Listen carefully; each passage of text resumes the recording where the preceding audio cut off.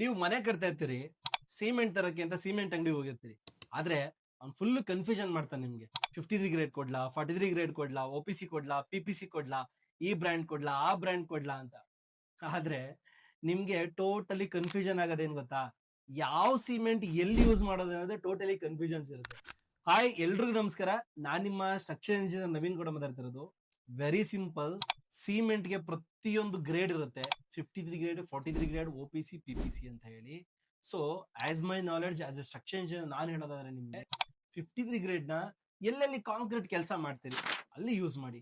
43 grade ನ ಎಲ್ಲೆಲ್ಲಿ masonry work, ಸೈ ಸ್ಟೋನ್ ಮೇಸನ್ರಿ ಆಗಿರ್ಬೋದು, ಬ್ರಿಕ್ ಮೇಸನ್ರಿ ಆಗಿರ್ಬೋದು, ಅಲ್ಲಿ 43 ಗ್ರೇಡ್ ಯೂಸ್ ಮಾಡಿ. ಅಥವಾ PPC ಯೂಸ್ ಮಾಡಿ. ಎಲ್ಲಿ ಪ್ಲಾಸ್ಟಿಂಗ್ ಮಾಡ್ತಿರಲ್ಲ, ಮಸ್ಟ್ ಅಂಡ್ ಶುಡ್ ನನ್ನ ರೆಕಮೆಂಡೇಶನ್ ಕೊಡೋದು PPC ನ ಪ್ಲಾಸ್ಟಿಂಗ್ ಯೂಸ್ ಮಾಡಿ.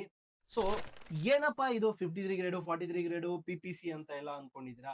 ವೆರಿ ಸಿಂಪಲ್ ಆಗಿ ಹೇಳ್ತೀನಿ. ಅಂದ್ರೆ ನಮ್ಮ ಆಡು ಭಾಷೆಯಲ್ಲಿ ಹೇಳೋದಾದ್ರೆ, ಇದು ಕ್ಯೂರಿಂಗ್ ಪೀರಿಯಡ್ ನ ಸ್ಕಿಪ್ ಮಾಡುತ್ತೆ.